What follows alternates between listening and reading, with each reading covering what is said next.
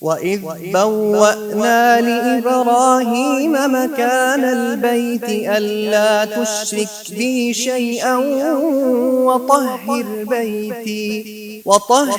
بيتي للطائفين والقائمين والركع السجود وأذن في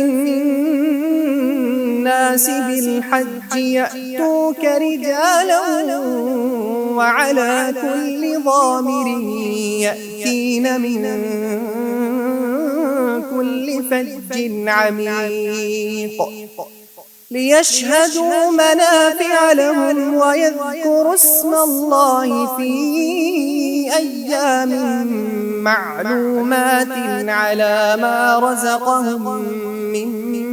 بهيمة الأنعام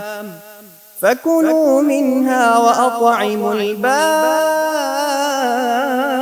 الفقير ثم ليقضوا تفثهم وليوفوا نذورهم وليطوفوا بالبيت العتيق